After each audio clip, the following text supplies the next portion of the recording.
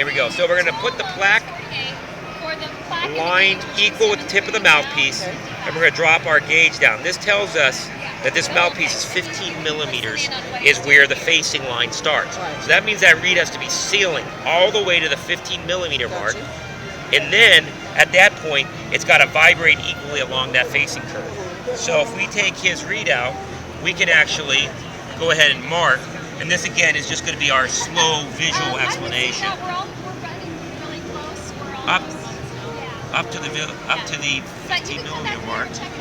At that point, then this is where your vibration happens. This is where your adjustment initially needs to commence. Right in here. Okay, so once we put this back on the mouthpiece, his reed. She was smiling. Look at that. This reed is There's a lot, a lot of give. It's actually leaking. Now, there's been a lot of old reeds. Yeah, we can do it in his mouthpiece too.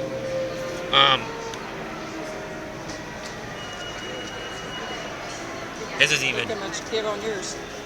Yeah. Okay. So what's happening is the reed is blowing open. We got a vacuum leak in our car. So with that said, the minute I take the reed tool, I balance it, I put it on edge, and I put it on edge, I just add an even pressure to it. It's already grabbing. A lot of it is just engraving right here. They start laser engraving this stuff. Look, I'm hitting like an edge right in that reed.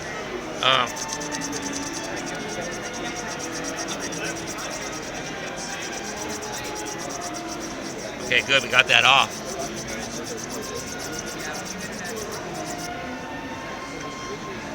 I'm going ahead now and taking it all the way up to the tip.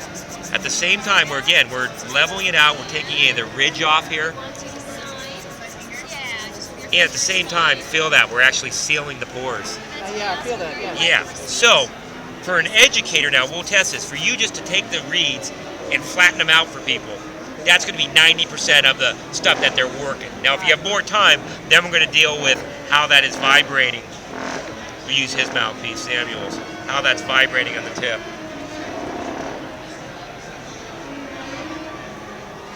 Much better. No kidding.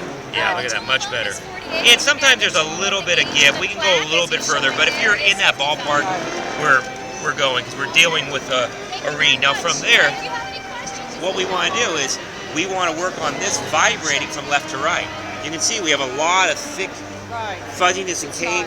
Yeah, so there's two things that are happening. You have a heavy reel right in here, and you have a lot of congestion in between.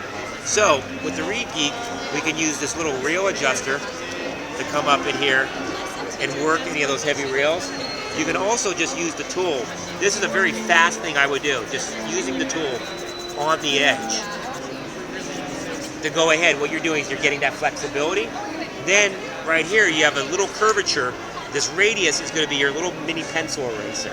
You're going to go ahead now and say, here's all my congestion. These are nasal cavities that are all congested. We're going to go ahead and get rid of the congestion and go ahead and erase away what we don't want on that reed. Boom, so now we got it.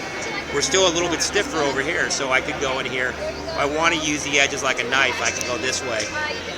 It's a little bit quicker. How can you see that congestion? Seeing the light. Seeing the light, all that, all that darker.